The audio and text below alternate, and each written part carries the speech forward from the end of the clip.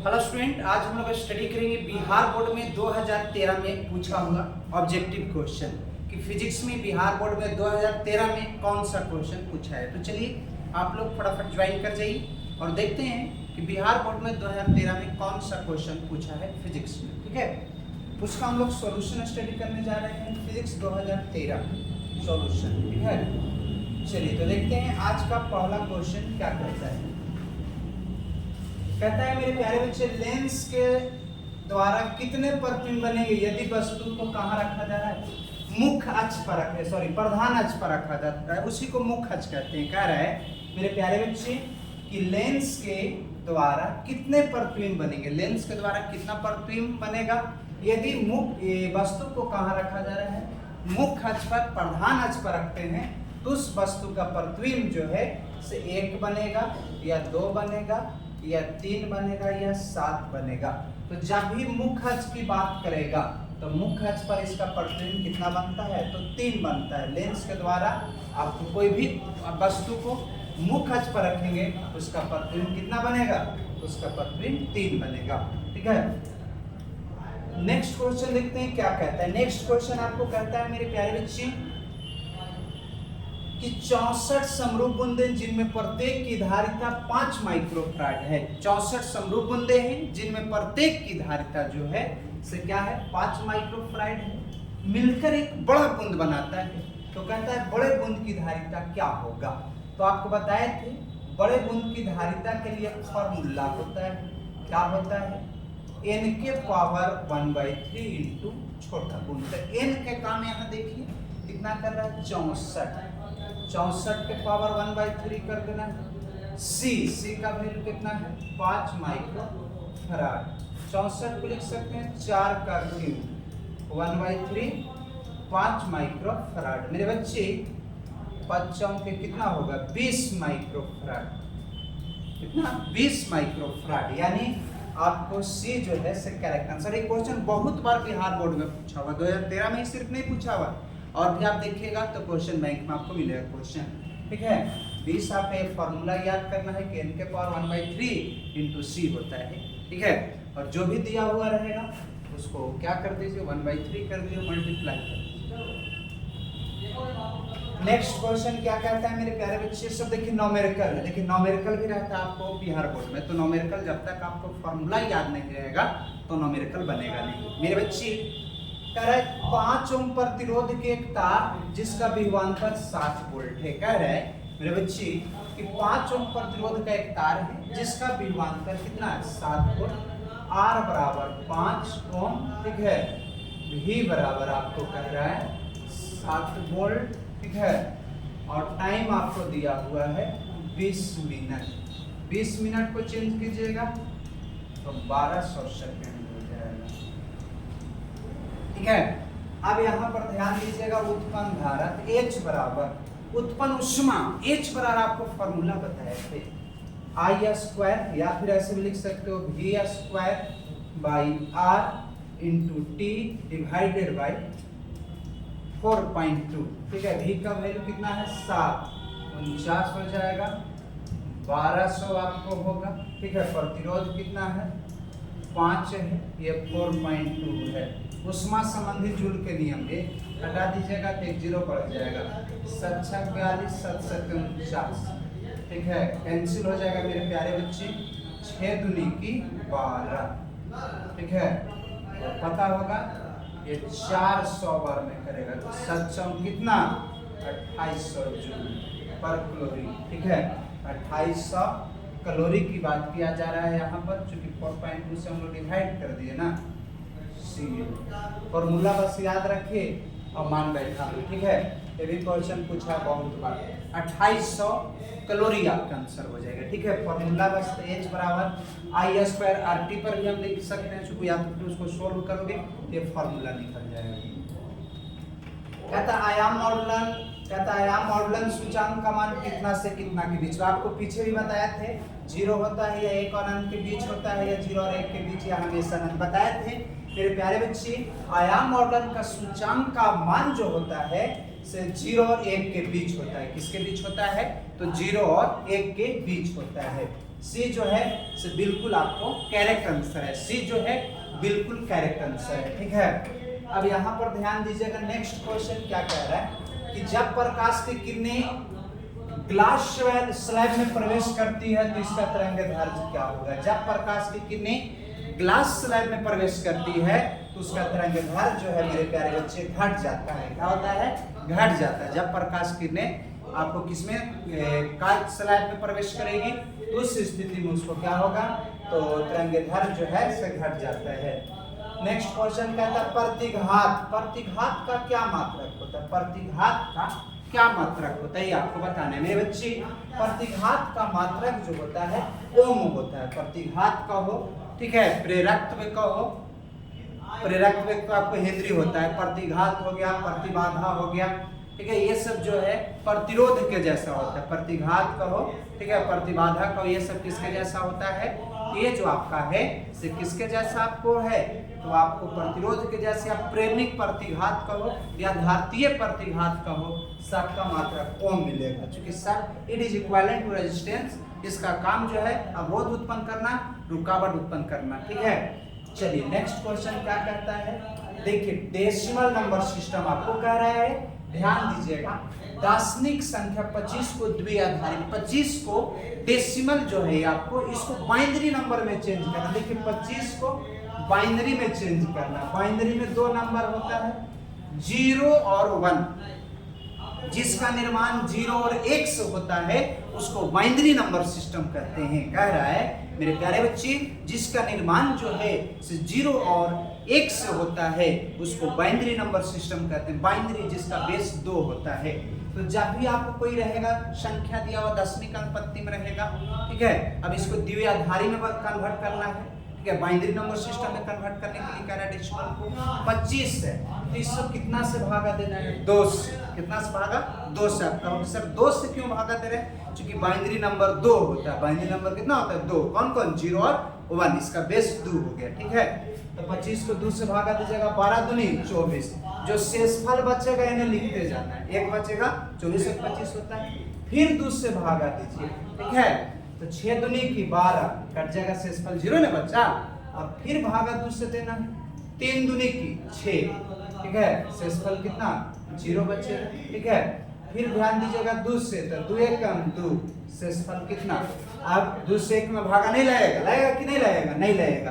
तो जब तक भागा लगते ना देते रहना। अब नीचे से लिखना है रिवर्स। रिवर्स की बात किया जा रहा है, रिवर्स ऑर्डर लिखो। ओ 1 है, ठीक है, ध्यान दीजिएगा 1 है, 00 है, ओ 1 है, ये आपका क्या निकल गया? तो आपका किसका? 25 का बाइनरी नंबर सिस्टम ऐसा खोजिए तो 110001। सी इज ए करेक्ट आंसर। सी जो है करेक्ट आंसर है, ठीक है। इस प्रकार का रहेगा तो आप बना सकते हो, किसी प्रकार का दिक्कत नहीं होना चाहिए, ठीक है। जब भी आपको रहेगा मेरे प्यारे बच्चे ऐसे कहो तो ये आपका आंसर हो गया। एक और कहिए, मैं इसी प्रकार का एक और आपको लिख देता हूँ ताकि अगर ऐसा क्वेश्चन रहे तो कोई दिक्कत नहीं होना चाहिए, ठीक है। मैं एक और क्वेश्चन ले रहा हूँ मेरे प्यारे बच्चे, तो सीख गया। अगर 15 का कहता, किसका? 15, तो ऐसे क्या करना है? लिख देना है एकदम प्यार से, ठीक है, 2 से भागा देना है। 7 दूनी की 14, हासिलवा 1 बचे, ठीक है। फिर द्वितीय ही 6, हासिल कितना बचेगा? 1। ध्यान दीजिएगा, फिर 2 से 2 1 2, हाथ में कितना बचेगा? 1। रिवर्स लिखिए, रिवर्स की बात किया जा रहा है, उल्टा 1 कितना?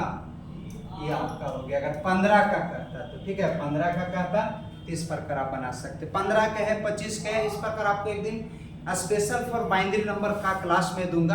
कोई भी दिक्कत किसी प्रकार का होगा तो ठीक है, इससे दिक्कत नहीं होना चाहिए, ठीक है। चलते हम लोग नेक्स्ट क्वेश्चन।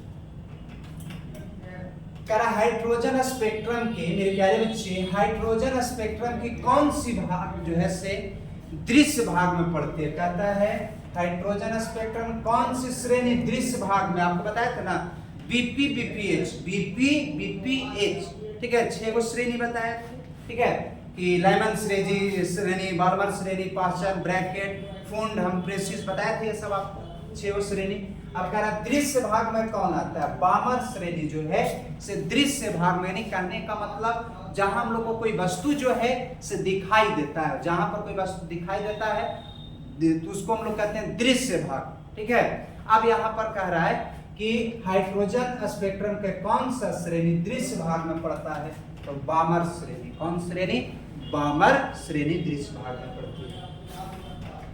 चलिए मेरे प्यारे बच्चे यहाँ पर ध्यान देना है, इसमें आपके इधर फिर एक क्वेश्चन पूछा ए और बी के बीच धारिता, पहले दोनों कौन सा क्रम में है, ठीक है, दोनों जो है आपको कौन सा क्रम में है मेरे प्यारे बच्चे, तो सबसे पहले आपका जो है सो दोनों को जोड़ दो पैरेलल में, कुछ में है पैरेलल, तो 3 और 2 कितना हो जाएगा 5, ठीक है, पैरेलल में है तो पैरेलल में क्या हो जाएगा 3 + 2 तो 5 हो जाएगा मेरे बच्चे। और इधर देखिए वो 4 है तो श्रेणी के साथ जोड़ दीजिए, एगो 5 आया और एक 4 है, क्या होगा 9/20, पलट दीजिए 20/ कितना 9, मिल रहा होगा बच्चा कहीं ना कहीं। एक क्वेश्चन देखिए बैक टू बैक पूछा होगा, प्रीवियस ईयर में भी क्वेश्चन था, ठीक है, कि पहले दोनों कौन क्रम में है, पैरेलल में, तो पैरेलल में पहले जोड़ दिए और जितना आया वो सीरीज में है तो सीरीज में लगा दिए, ठीक है, कोई दिक्कत नहीं है। नेक्स्ट क्वेश्चन आपको क्या कहते हैं मेरे बच्चे, ध्यान देना है, कह रहा है कि एक गोला पर आवेश 10 माइक्रोकूलम, गोला पर आवेश कितना है 10 माइक्रोकूलम, तो माइक्रो का मतलब 10⁻⁻6, तो उसकी सतह पर विद्युतीय फ्लक्स का है, क्या कह रहा है मेरे बच्चे, विद्युतीय फ्लक्स Q/ε0 होता है, देखो 10⁻⁻6, ठीक है, 8.85 × 10⁻⁻ कितना -12, भागा दे तो 1000 मेरे बच्चे, डिवाइडेड बाय 885, 10⁻⁻ कितना 6, अगर इसी को कीजिएगा तो क्या 0 बढ़ जाएगा मेरे प्यारे बच्चे, इसी को हम लोग लिख सकते हैं 1 6 3 और 2 कितना 5, 10�4, इसको भागा दीजिएगा, इसका मान के बराबर होगा 36 y × 10⁻⁴, ठीक है, न्यूटन मीटर स्क्वायर पर कूलम, ठीक है, पर कूलम सॉरी, ठीक है, ये जो इसको कैलकुलेशन कर दोगे तब बराबर आ जाएगा, इसको सोल्व कीजिएगा ना तो आपको 100 कितना तो 112.9 आएगा, 112 पॉइंट क्या आएगा 9 आएगा, ठीक है, तो आप इसको कैलकुलेशन कर दीजिएगा, एज और दोनों का वैल्यू बराबर होगा 36 है ना, 36 पाई तो 36 × 3.14 से मैंने जो बताया वही आएगा, ठीक है। कहता है मेरे प्यारे बच्चे, क्या कह रहा है इसे देख लो, ठीक है, कहता है विद्युतीय क्षेत्र में E का SI मात्रक, ठीक है, विद्युतीय क्षेत्र का SI मात्रक क्या होता है, तो सबको पता है कि वोल्ट पर मीटर या न्यूटन पर कूलम होता है, तो वोल्ट न्यूटन पर कूलम, ठीक है, देखो वोल्ट पर मीटर, दोनों ऑप्शन मिल रहा है, ठीक है, तो दोनों सही होगा। पहले वाला मैं बताया हूँ कि पहले वाला में एक से अधिक भी आंसर आता था सही, ठीक है। चलिए कह रहा है गोलीय दर्पण से बना प्रतिबिंब बन सकता है, गोलीय दर्पण में आपको अवतल दर्पण, तो अवतल दर्पण में 7 तरह का प्रतिबिंब बनता है, वास्तविक, उल्टा, काल्पनिक, सीधा, सब, ठीक है, तो अवतल दर्पण में आपको कैसा प्रतिबिंब बन सकता है, आभासी बन सकता है, बात सही है, काल्पनिक बन सकता है, ठीक है, आपको बताया था ना 7 को इसका कंडीशन होता है कि ऑब्जेक्ट को कहाँ रखिएगा तो प्रतिबिंब कहाँ बनेगा, तो उसमें देखिएगा आभासी भी प्रतिबिंब बना है, ठीक है, तो आभासी भी प्रतिबिंब बन सकता है, बात सही है, वास्तविक और उल्टा तो होगा करता है, वास्तविक है तो उल्टा, ये भी सही है, और आवर्धित बड़ा प्रतिबिंब भी बनता है, यानी कहने का मतलब ए भी सही है, बी भी सही है, सी भी और डी सब सही है, ठीक है, सब प्रतिबिंब बन सकता है, काल्पनिक, सीधा, वास्तविक, उल्टा सब बन सकता है, ठीक है, वास्तविक और उल्टा बन सकता है, ठीक है। चलिए प्रकाश विद्युत पर प्रभाव उत्सर्जित इलेक्ट्रॉन की गतिज ऊर्जा होती है, ठीक है, किस पर गतिज ऊर्जा निर्भर करती है मेरे प्यारे बच्चे, प्रकाश विद्युत प्रभाव में इलेक्ट्रॉन की अधिकतम ऊर्जा, गतिज ऊर्जा जो है से तरंगदैर्घ्य पर निर्भर करता है, सबसे पहले किस पर निर्भर करता है, तरंगदैर्घ्य पर निर्भर करेगा, कि ऊर्जा क्या होगा आवृत्ति पर निर्भर भी करता है, ठीक है, आवृत्ति पर भी निर्भर करता है कि आपको प्रकाश की जो होगा प्रकाश विद्युतीय प्रभाव में इलेक्ट्रॉन की ऊर्जा जो है, गतिज ऊर्जा जो है से क्या होगा, आवृत्ति जैसा होगा उस प्रकार आपका ऊर्जा होगा, तरंगधर जैसा होगा, गतिज ऊर्जा वैसा होगा, यानी दोनों पर निर्भर करता है। चलिए मेरे प्यारे बच्चे, क्या कहता है निर्गमन कोण। इसमें आपको कोई डायग्राम है, ठीक है, इसमें आपको डायग्राम है, बिना डायग्राम का आपको ध्यान देने वाली बात है मेरे बच्चे, ठीक है। इसमें डायग्राम आपको होना चाहिए। डायग्राम क्या होगा, इसमें तो डायग्राम आपको है नहीं, ठीक है, तो डायग्राम रहना जरूरी है। देखिए डायग्राम बनाया नहीं है, बिना डायग्राम के बनेगा नहीं, ठीक है। कह रहा है अल्फा कोण के लिए, क्या कहता है बाबू, अल्फा कोण की बात किया जा रहा है। अल्फा कोण का मान कितना होता है, तो आपको इसमें अल्फा कोण के लिए इसका वैल्यू जो है मेरे प्यारे बच्चे a/2 होता है। क्या होता है, तो a/2 होता है। अल्फा कोण के लिए आप लोग निकालोगे सूत्र प्रिज्म फार्मूला से, किससे, प्रिज्म फार्मूला से मान निकल जाएगा a/2, ठीक है। ये डायग्राम बिना डायग्राम के बनेगा नहीं, ठीक है। अब यहाँ पर ध्यान दीजिएगा, नहीं सॉरी, ठीक है, इसमें आपको क्या हो जाएगा, अल्फा कोण के लिए इसमें एंगल जो होगा से दूसरा होगा बच्चा। अल्फा कोण के लिए 180 माइनस a होगा, 180 माइनस क्या होगा a, और इसमें अगर आपको कहता है कि यदि न्यूनतम विचलन की स्थिति में कह रहा है सिमेट्रिकली गुजरता है, एक जैसा गुजरता है, तो विचलन न्यूनतम विचलन कोण जो होगा से y क्या होगा, 2 होगा, ठीक है। यानी कहने का मतलब जब तक आप प्रिज्म नहीं बनाइएगा या डायग्राम एक बनाया हुआ होगा, ठीक है, उसी के अकॉर्डिंग ये आपको होगा, ऐसे नहीं बनेगा, ठीक है। तो आपको डायग्राम देख लीजिएगा किताब में क्या कह रहा है, उस पर निर्भर करता है कोण आई और आर का वैल्यू। चलिए तो इसमें बस इतना ही था, क्वेश्चन 16 ही थे। और वैसे भी तो मेन 10 ही क्वेश्चन है, बाकी जो 10 के अलावा जो आपको क्वेश्चन है से आपको एक से अधिक ऑप्शन वाला है, और ये आप इस टाइप का क्वेश्चन बिहार बोर्ड में पूछता नहीं है। तो मेन आपको 1 से 10 तक एकदम याद रहना चाहिए किसी भी स्थिति में, ठीक है। बाकी जो है से 1 से अधिक, तो आपको ही पता है कि 1 से अधिक वाला तो ऑप्शनल देगा नहीं। तो चलिए आज बस इतना ही मेरे प्यारे बच्चे। नेक्स्ट लेक्चर में हम लोग स्टडी करेंगे 2014 में बिहार बोर्ड में पूछा हुआ ऑब्जेक्टिव क्वेश्चन, ठीक है। तो देख लेंगे 2014 में क्या पूछा है। ऐसा शायद 2014 में आपका ऑब्जेक्टिव नहीं था, लेकिन एक बार चेक कर लेंगे। अगर 14 नहीं होगा तो हम लोग 2015 में जो पूछा है उसका स्टडी करेंगे, ठीक है। तो आज बस इतना ही मेरे प्यारे बच्चे। Thanks for watching this video.